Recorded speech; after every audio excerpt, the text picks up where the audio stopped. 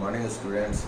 Today I am going to teach you about autophagy and I will give answers of the questions which I have put in your WhatsApp group. So let us first deal with the autophagy. What is autophagy? See here, autophagy, it is a Greek word which is composed of auto and phagy. Auto means self and phagy means eating. So it was first of all described by Christian D. Dube, who was discoverer of lysosome.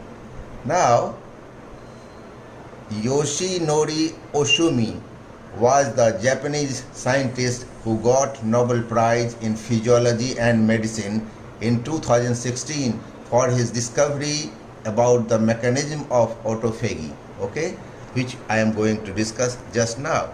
Now, I will discuss about the definition of what is autophagy. Autophagy is a process of self-eating by a starved cell which contents are digested by lysosomal enzymes and micromolecular nutrients are utilized by this cell to survive. So the cell eats its own structures and then converts it into smaller micromolecular nutrients which the cell utilizes for its survival. Now, this cell survival mechanism is very old. It is evolutionary preserved from single cell organism to mammalian cell. So it was also in the single cell organism like protozoa.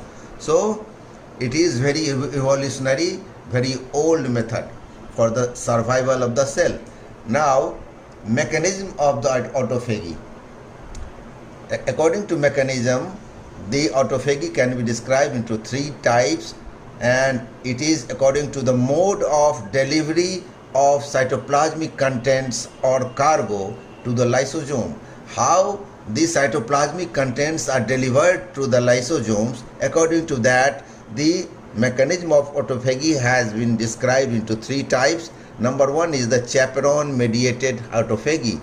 In this method, what happens, the chaperone, about which you are well acquainted with, is it mediates the direct translocation of the cytoplasmic cargo or contents across lysosomal membrane, as you can see in this figure. This chaperone is mediating the translocation of all the cytoplasmic contents directly through across the lysosomal membrane. Second method is known as microautophagy. It is by the invagination of lysosomal membranes by the cytoplasmic contents or cargo. Here you can see the cytoplasmic organelles. They indent the membrane of the lysosome and then gradually the lysosome surrounds the whole contents and it engulfs it. The third method, which is known as macroautophagy, is done by following mechanism.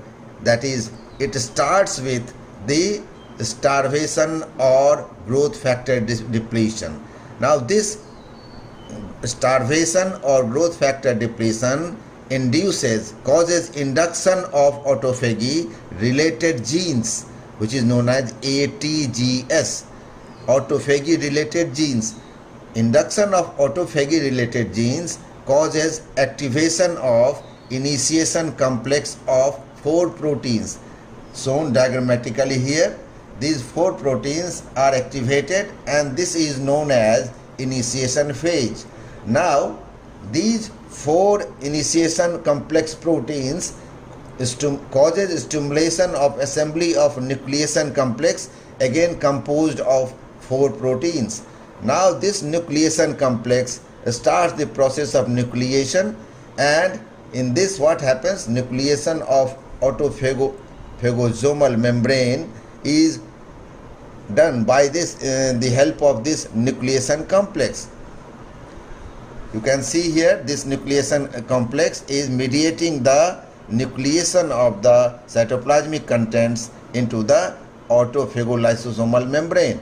Now the coordinated action of ubiquitin-like conjugation system, including microtubule associated light chain protein, that is LC3 system. This causes elongation closure and maturation of autophagosome. You can see how this process is going on. The lysosomal membrane is gradually surrounding the whole contents, and it is mediated by these light chain protein which is associated with the microtubules, and this process occurs. In this way there is formation of autophagosome. Now next phase is fusion of the autophagosome with the lysosome to form autophagolysosome. You can see here, this is the lysosome and has fused with the autophagosome to form the autophagolysosome. Now digestion of it is followed by the digestion of inner membrane of the autophagosome. It gets digested, inner membrane of the autophagosome, and cytosolic cargo, it occurs by the lysosomal enzymes present here. Now the digested nutrients, that is macromolecules like proteins converted into amino acids, carbohydrates converted into glucose, and the lipids converted into fatty acids, and all those, these nutrients, micromolecular nutrients, transfuse through the lysosomal membrane, and then it is reutilized by the cell for its survival. That is the whole process of the autophagy. Now what is the significance of autophagy? Number one is turnover of the cytoplasmic organelles. When some cytoplasmic organelle ages, then its turnover, its renewal is done by this method. Second one is the clearance of intracellular protein aggregates during atrophy or aging. During the process of atrophy and aging, there is accumulation of intracellular proteins inside the cell. These are cleared by this process of autophagy. Third significance is degradation of microbial proteins and their delivery to antigen presenting cells. Whatever the microbes enter inside the cell, those are degraded by this method of the autophagy, and they are delivered to the antigen presenting cells so that the antibody can be formed against those. The fourth significance is defense against cancer, or even promotion of cancer can also occur by this process of autophagy. Fifth one is dysregulation. Dysregulation of autophagy may cause inflammatory bowel diseases like Crohn's disease and ulcerative colitis, and also the neurodegenerative diseases like Alzheimer's disease and Huntington's disease. In these diseases, the proteins are accumulated inside the cell, unfolded protein, and when they are not cleared by the autophagy, these symptoms and signs of these diseases start appearing. And the last one significance is it is a pathway of cell death in aging and after exercise, and also after prolonged fasting. This is all about the definition, mechanism, and significance of autophagy. Now I am going to discuss all those questions I have sent you on the WhatsApp group, and it is like that. The question number one, the answer of the question number one, the examples of intracellular proteins that leak out of the necrotic cells. What are they? They are creatine kinase, troponin in cardiac myocyte necrosis, SGOT, SGPT in hepatocyte necrosis, alkaline phosphatase, and gamma GT, gamma glutamyl transferase in bile tract cells. Atrophy of the bile tract cells. This is the answer of first question. Second question is, what is the hallmark of irreversible cell injury? The hallmark of irreversible cell injuries are irreversible damage to mitochondria and cellular membranes, either plasma membrane or membranes of the organelles. And second is the irreparable damage to DNA. These are the hallmarks of irreversible cell injury. Third question is protective. What are the protective mechanisms of mammalian cells to ischemia and hypoxia? The answer is it is induction of transcription factor called hypoxia inducible factor 1, that is HIF1. What does it do? This HIF1 promotes new blood vessel formation and it increases the anaerobic glycolysis and stimulates the cell survival pathways. So by this way, these things, the cells are protected. Next question is, what can you describe a useful strategy to reduce injurious consequences of ischemia in clinical situation?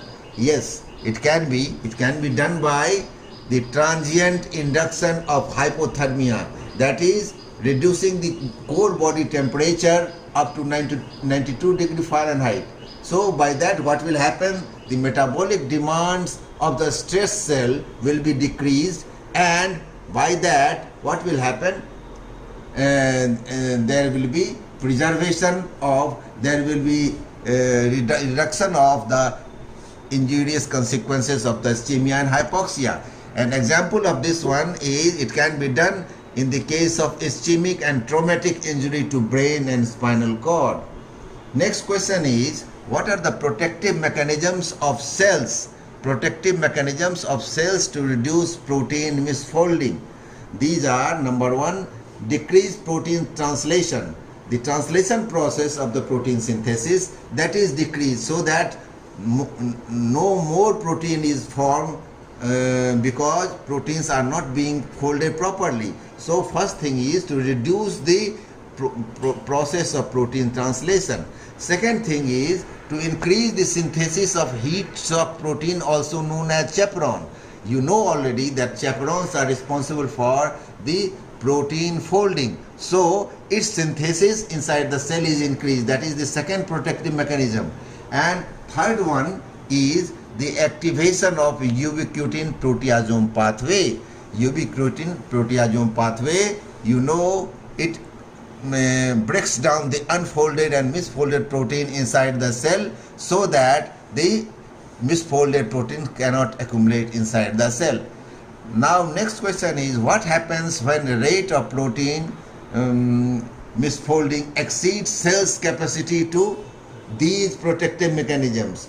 These three protective mechanisms just discussed. When the cell's capacity of these protective mechanisms are exceeded by the protein misfolding, then what happens? There will be accumulation of these misfolded protein, which is known as ER stress, and the cell will initiate the process of apoptosis. It will start induction of apoptosis. That is its significance. Now, what are the examples of consequences of defective apoptosis? You can write few one, and these are, for example, of self-reactive lymphocytes. When there is no apoptosis of self-reactive lymphocytes, then what happens? These self-reactive T lymphocytes react against the antigen of the body itself, and it produces the autoimmune diseases. Next example is the mutation of genes transcribing anti and pro-apoptotic proteins. The mutation of these genes will cause the production of the cancers. When there is no apoptosis after the mutation, when there is no apoptosis, defective apoptosis after the mutation of the gene of these proteins, then it will result into the production of the cancer, because cell is not going to die and the cell will multiply further. Now next question is, what is the role of TP53 tumor suppressor genes? This gene transcribes for P53 proteins in response to DNA damage or DNA mutation, which you know is known as genotoxic stress. Now, this causes arrest of cell cycle at G1 phase till DNA is repaired. But if DNA cannot be repaired, then directly these genes directly activate pro-apoptotic effector proteins and apoptosis activating factor 1. By that, it initiates the process of apoptosis. Next question is, what is the time period after which coronary artery occlusion causes cessation of cardiac contraction. How much time it will take heart to stop after the complete occlusion of the coronary arteries? And the answer is 60 seconds. Heart will stop contracting within 60 seconds of complete occlusion of the coronary arteries. Now next question is, what is the time period within which reverse reperfusion of an ischemic tissue may revert into the reversibly injured cells into normal cells? The answer is 40 minutes. If within 40 minutes the reperfusion is done, the ischemic tissue does not undergo infarction and it may revert to the normal cell. Now I shall discuss few things which may come in the notes. These are important from the viva point of view also. Very frequently asked questions: what is abscess, what is pus, what is ulcer, what is sinus, what is fistula. These questions are not only asked in the viva of the pathology, also asked in the viva of surgery. So you can see the definition of the abscess. Abscess is a localized area of liquefactive necrosis in an organ or a tissue containing pus. That is the definition of abscess. It may be microscopic or very large, it may be single or multiple, it may be acute with acute inflammatory cells, or it may be chronic with fibrous tissue. So these are the different varieties of abscess. What is a pus? Pus is a creamy yellow semi-solid or liquid material composed of necrotic tissue and dead leukocytes. That is the definition of pus. Often you use the word pus, but you must know the definition of pus.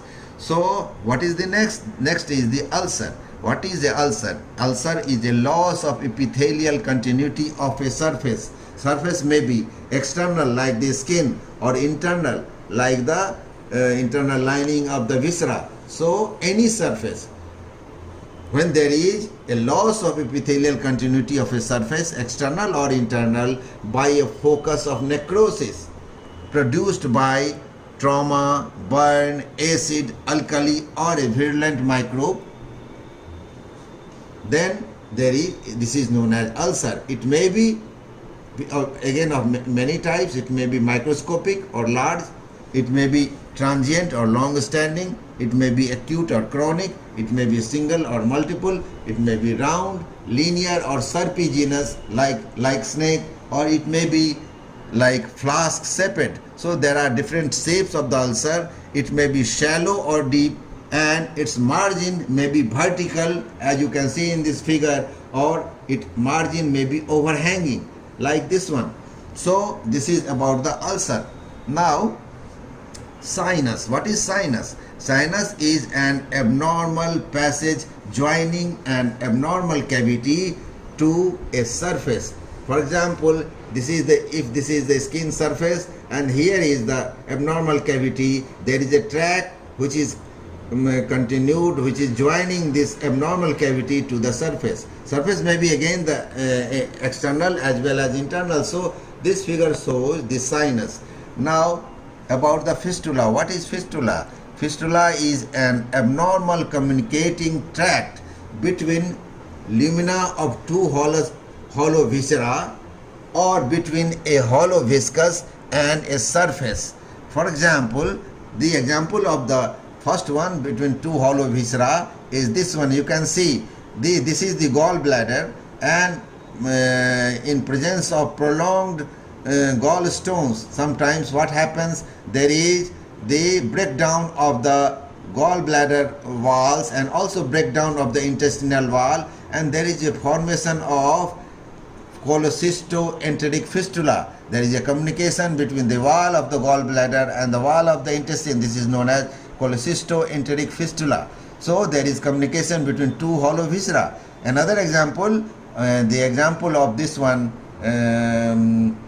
fistula, when it communicates from a hollow viscus to the surface, is a perianal fistula. You can see this is anal canal, and when there is communication of the anal canal through the hip tissue up to the perianal tissue, the external opening lies in the perianal area, and this opening is communicating by tract with the anal canal. So this is known as perianal fistula. So these are two types of the examples of the fistula. One it may communicate with two hollow viscera, and another is it may communicate from a viscera, hollow viscus, and the surface. So that is about the fistula. Now there are few definitions which you will again learn in your forensic medicine, but I will just go through fast about this.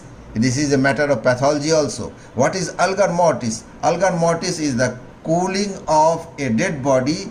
It occurs early in cold and it is delayed in hot and hot climate, and in persons with clothing, and in obese persons, and in persons with infections in the body.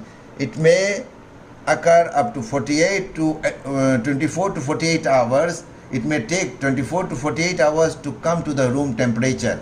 The body cools down to the room temperature, and the time may take 24 to 48 hours to do that, and it is delayed in the hot and obese persons. Now, what is the rigor mortis? Rigor mortis, the body muscles remain flaccid immediately after death and start to stiffen in 2 to 4 hours due to abnormal link between muscles, actin and myosin filaments caused by lack of ATP. When muscular glycogen is exhausted, when muscular glycogen is exhausted, the anaerobic anaerobic glycolysis, which produces ATP, is decreased, and then what happens? There is the abnormal link between the muscles, actin and myosin filaments, and it takes around 2 to 4 hours to appear. Until then, the glycogen works to produce the ATP, and then it starts stiffening. This muscular rigidity or stiffening is called rigor mortis. It starts in jaw muscles first and progressively involve all body muscles in 9 to 48 hours. It passes off in 3 to 4 days in same sequences as it has appeared. It is delayed in cold and hastened in hot climate. In presence of infection, it is also hastened, and when there is vigorous exercise done just before death, in those cases also it is hastened. That is, it appears early. Next is what is cadaveric spasm. Cadaveric spasm is persistent action of limbs.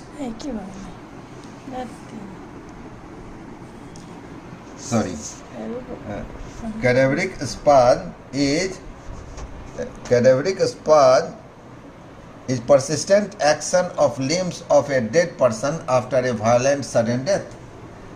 Thermal rigidity. The cadaveric spasm, what happens if somebody has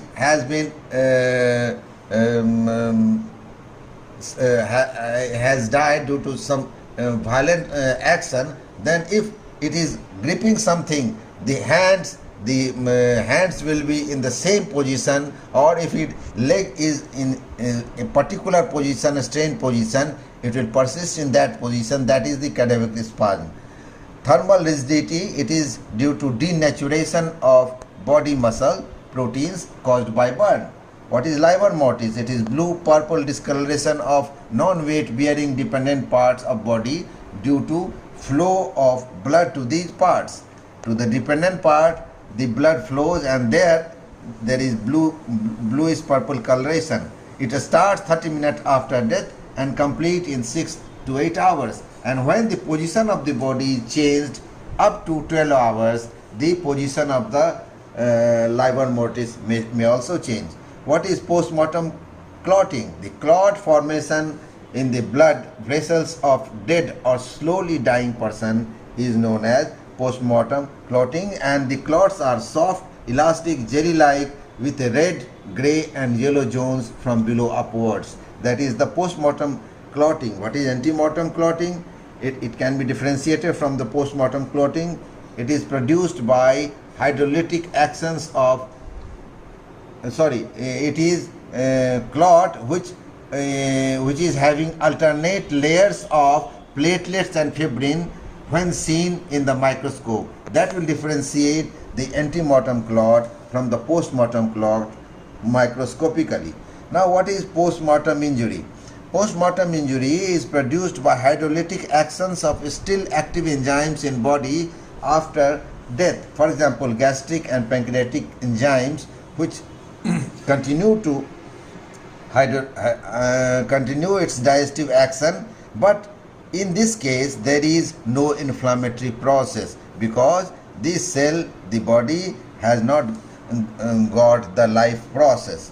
Now, what is putrefaction? Putrefaction is destruction of body by bacteria. It increases in hot and moist climate. It is more in hot and moist climate than in the cold and dry climate.